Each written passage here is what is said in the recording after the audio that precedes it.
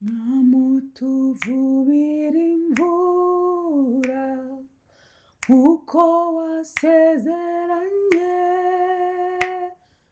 twumva twumye mu mitima, uduhembuza imvura, utuvubira imvura iyo umugisha wawe hahoze hawurujojo, duha umuvumbi wawe, mwamutuvubira imvura yaduhembura rwose, twumva mu matwi irahinda, uyidusozeho, utuvubira imvura iyo umugisha wawe hahoze hawurujojo, duha umuvumbi wawe, mwamutuvubira imvura iducunshumukeho, tuje guhabwa umugisha wadusezeranije, utuvubira imvura iyo umugisha wawe hahoze hawurujojo, duha umuvumbi wawe, mwamutuvubira imvura icyama ikagwa vuba, ubu tukiri ku mavi tukigutakambira, utuvubira imvura iyo umugisha wawe hahoze hawurujojo, duha umuvumbi wawe, utuvubira imvura iyo umugisha wawe hahoze hawurujojo, duha umuvumbi wawe. Amen. Mbahaye ikaze mu kiganiro cyo kuri uyu munsi. Birashoboka ko ari ubwa mbere ugeze kuri iyi channel Kumenya Ukuri TV, nguhaye ikaze kandi ndakwishimiye cyane. Niba ari ubwa mbere rero uhageze, kanda subscribe, ukore share, ushyiraho comment. Ibiganiro byacu bizajya bikugeraho uko bukeye n'uko bwije. Nyemerera twinjire muri iki kiganiro twumva iyi ndirimbo nziza yo mu Baporoso ivuga ngo mwami utuvubire imvura. Namutuvubira imvura uko wasezeranye, twumva twumye mu mitima, uduhembuza imvura, utuvubira imvura iyo umugisha wawe hahoze hawurujojo, duha umuvumbi wawe, mwamutuvubira imvura yaduhembura rwose, twumva mu matwi irahinda, uyidusozeho, utuvubira imvura iyo umugisha wawe hahoze hawurujojo, duha umuvumbi wawe, mwamutuvubira imvura iducunshumukeho, tuje guhabwa umugisha wadusezeranije, utuvubira imvura iyo umugisha wawe hahoze hagurujojo duha umuvumbi wawe nkamutuvubira imvura icyami ikagwa vuba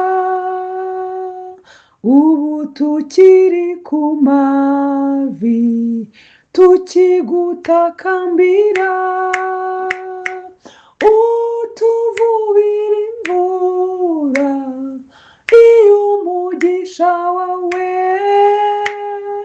hahoze hagubujojo duha umuvumbi wawe utuvubira imvura iyo umugisha wawe hahoze hagurujojo duha umuvumbi wawe.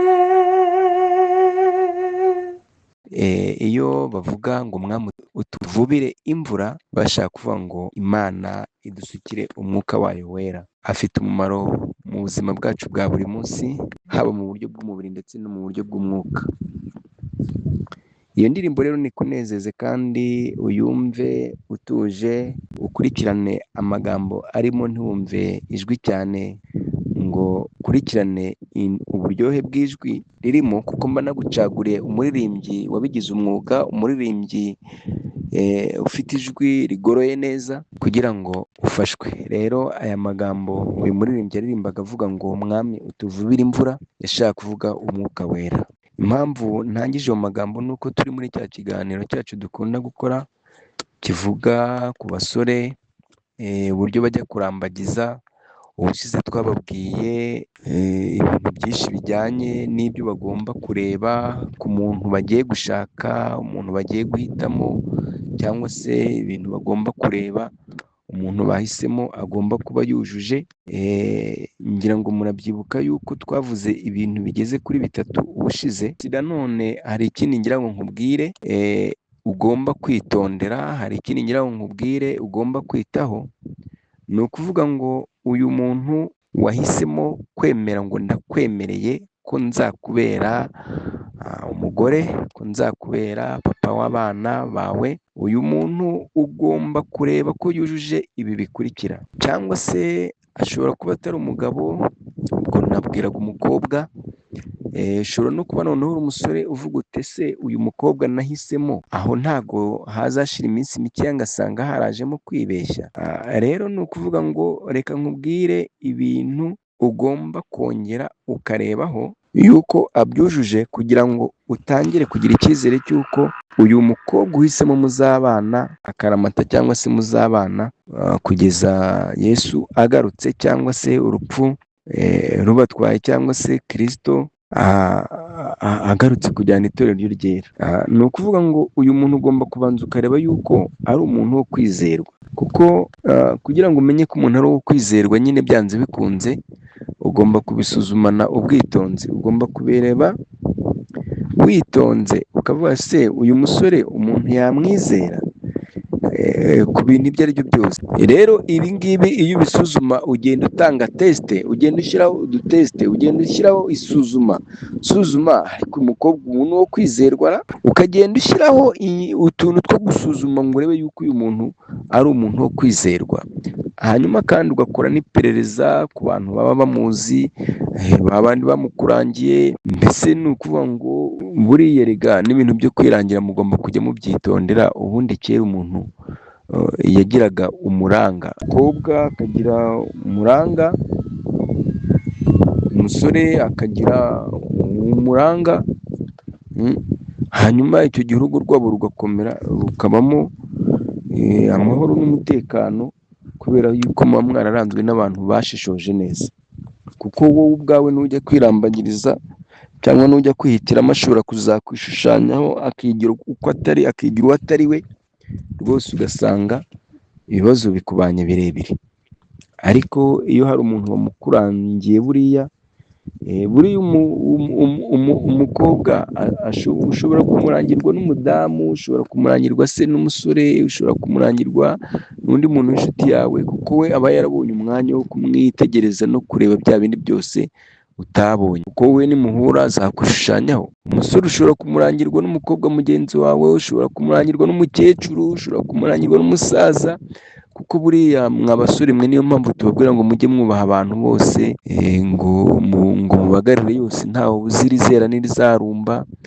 Mwa bakobwa mwe tukababwira ngo mujye mwubaha abantu bose. Ushobora kubona ari umukecuru, ushobora kubona ari umusaza, ushobora kubona ari umudamu, ukamusuzugura utazi yuko ejo ashobora kukubera umuranga. Rero niyo mpamvu tubwira urubyiruko rwacu ngo mugerageze rwose mujye mugira ikinyabupfura, mugire kubaha, kubera yuko uyu muntu wubashye ejo cyangwa ejo bundi azaguhuza n'uzakugirira akamaro. Uyu musore mushobora kuzahura gushaka, hari ibyo yakubonyeho akiyoberanya, ugahita ubona rwose yujuje ibyo ushaka ariko yiyoberanyije.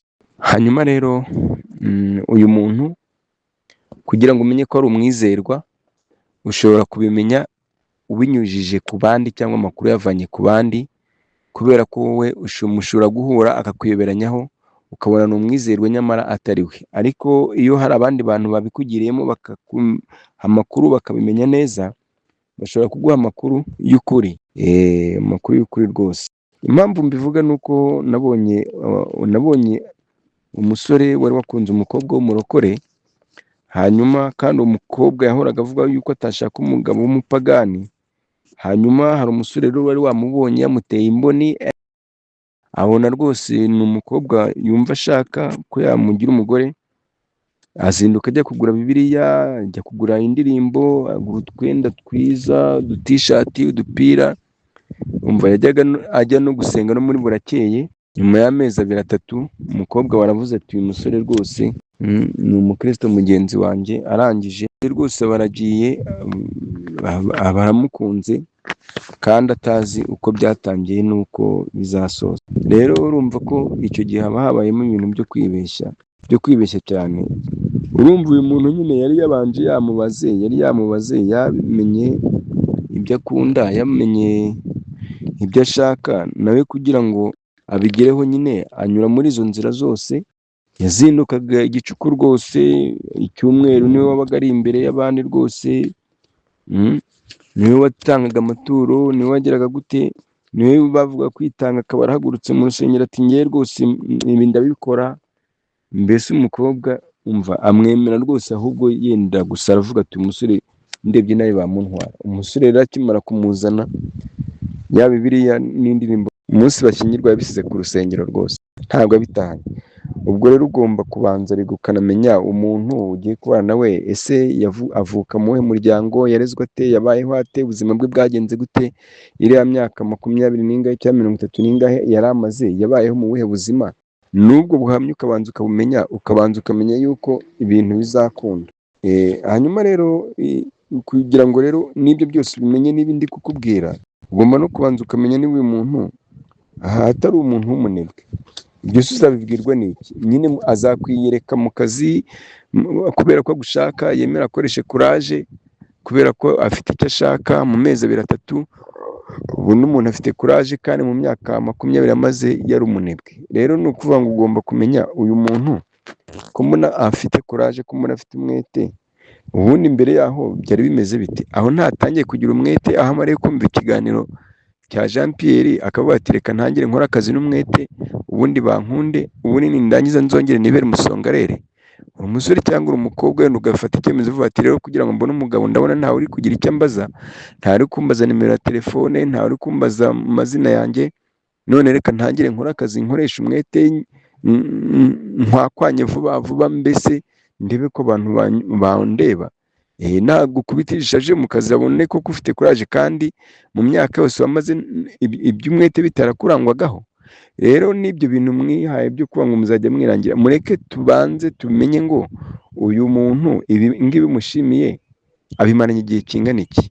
Birashoboka n'umukobwa ejo bundi azabona agejeje ku myaka 25 nta muntu uramubaza izina, nta muntu uramubaza uko bimeze, avuga ati banza ari uko nirabura, agende yisige mu korogo ahinduke nk'umuhinde cyangwa se ahinduke umuhondo, avuga ati ese uko nta kibuno mfite, kandi ko abasore nzi ko nabo mu byo bareba nacyo bakireba, wajya kukigura i Nyarugenge cyangwa nkagitumiza Dubai cyangwa nkajya kugitira umushuti wanjye, wenda se banza banabitizanya simbizi, nakubitamo agakanzu kamwegereye, yewe wa musore noneho ushaka urugo, ufite ibyo ashaka kurebaho, noneho abihangeho amaso, namara kubihangaho amaso ahita avuga ati uyu mukobwa Imana imumpaye ubundi yari yaramuhishe hedi, iyi Imana yari yaramuhishe kuri naramubuze, usange n'umusore nawe yihinduye ukundi kuntu ampaye, usanga uramubonye uvuga ati iyi ni impano Imana yari yarambikiye rwose.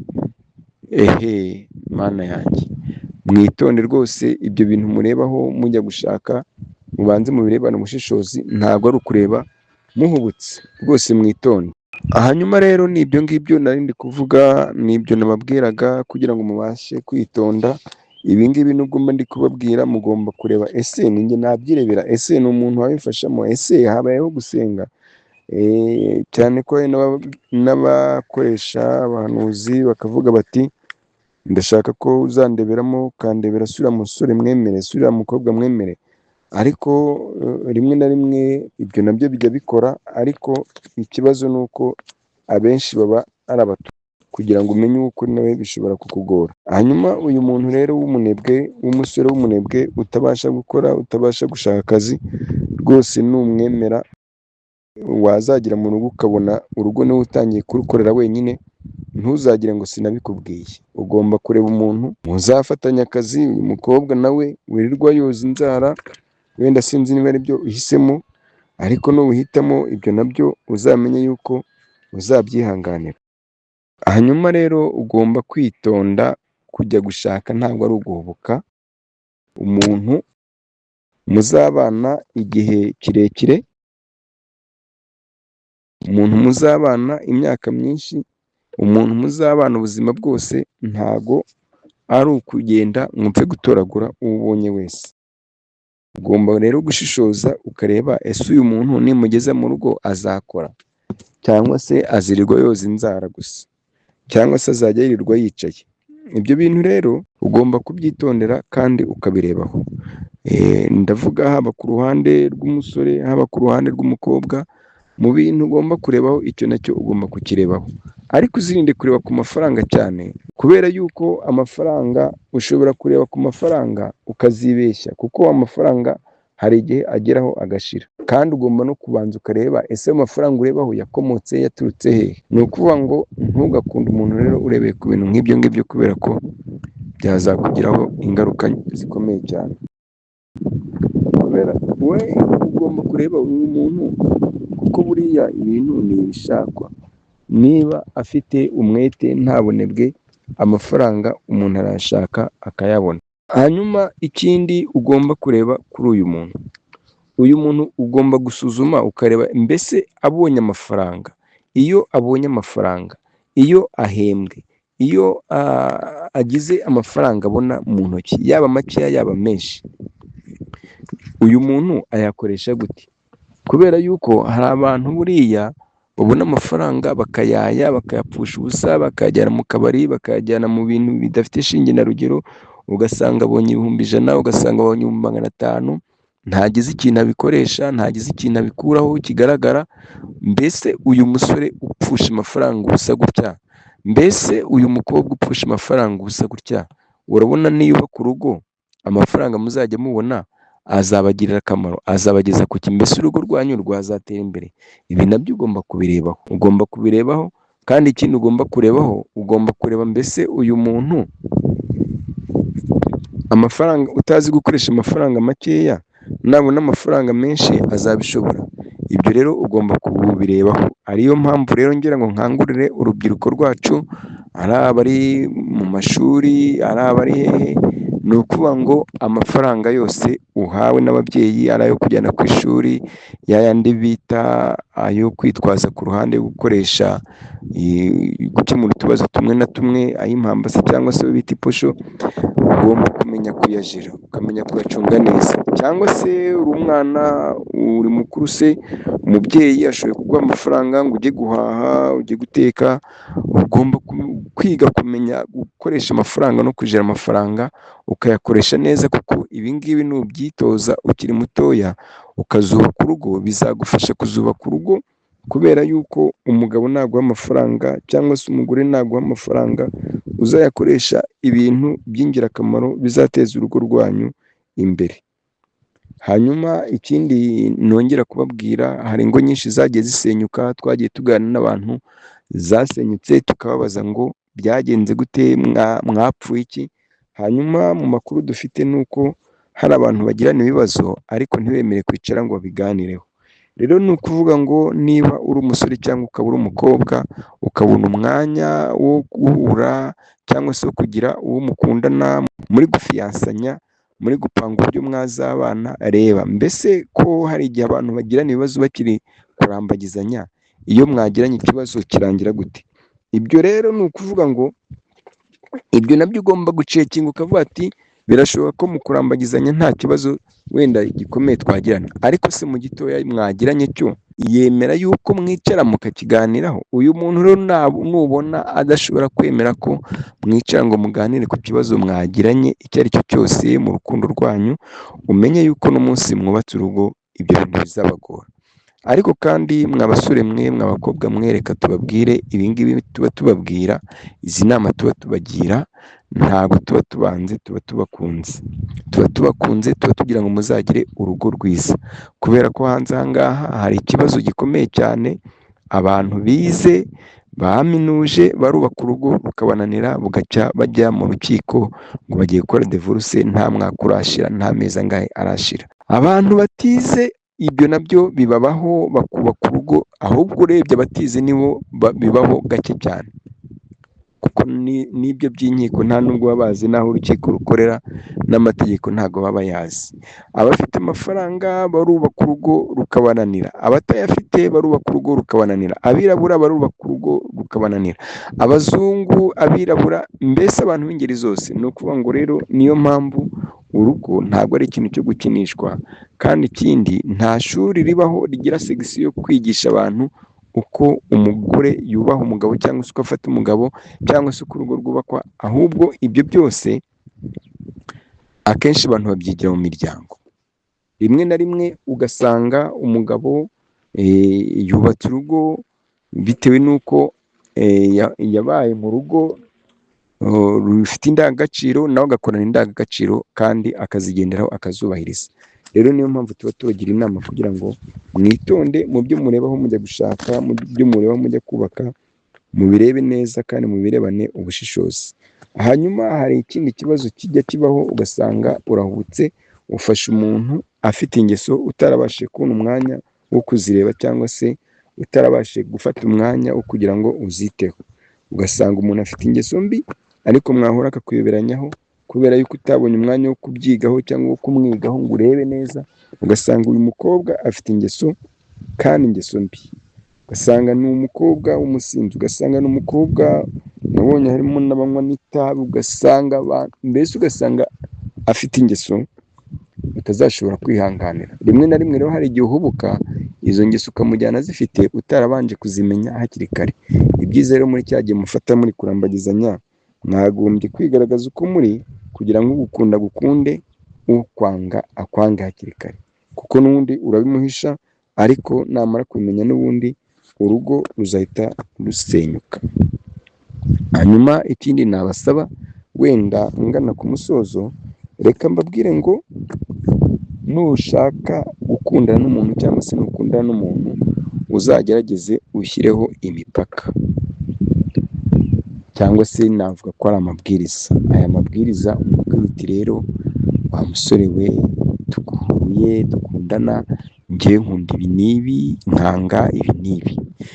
Hanyuma niba wumva wabishobora, wabyihanganira, urambwira dukomeze urukundo, kugira ngo utazatakaza n'igihe cyawe. Rero mugakundana ufite imipaka washyizeho ugenzura yuko ayubahiriza.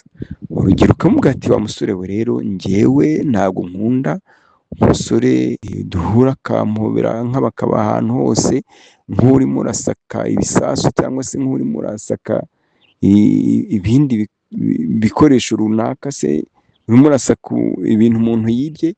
Oya rwose ngewe nkunda umuntu duhura nyine tugasuhuzanya akanyubaha, hanyuma icyo gihe ukanareba yuko ibyo bintu umubwiye abyubahiriza.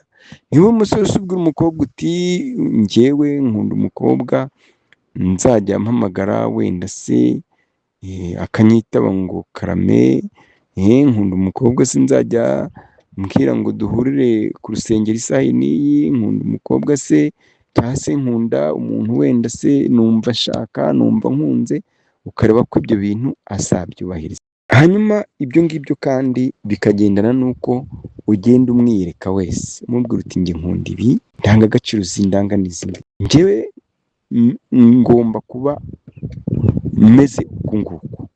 Hanyuma izo ndangagaciro zawe ukareba yuko izo ndangagaciro zawe zihuye n'ize, cyangwa ukareba ko indangagaciro ze zihuye n'izawe, ukareba ko uzabyihanganira. Birashoboka ko ushobora no gukunda umuntu ubizi ko ari umujura, ariko ukamukunda ubizi, ukaba uzi yuko umunsi wabaye umugabo azajya yiba ukamurihira, ukamenya ko niba uri umugore wiba ukunze yiba, izo ngeso uzazihanganira, azajya yiba ukamurihira.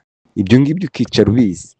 Rero mu gihe rero umaze kumwereka nawe akakwereka kandi mukerekana neza nta guhisha ingeso zanyu, ibyo ngibyo mukabana mubiziranyeho kandi muzi yuko muzabishobora, bizaba ari byiza cyane kandi urugo rwanyu ruzaba urugo rwiza rw'umugisha kandi Imana izabibafashamo.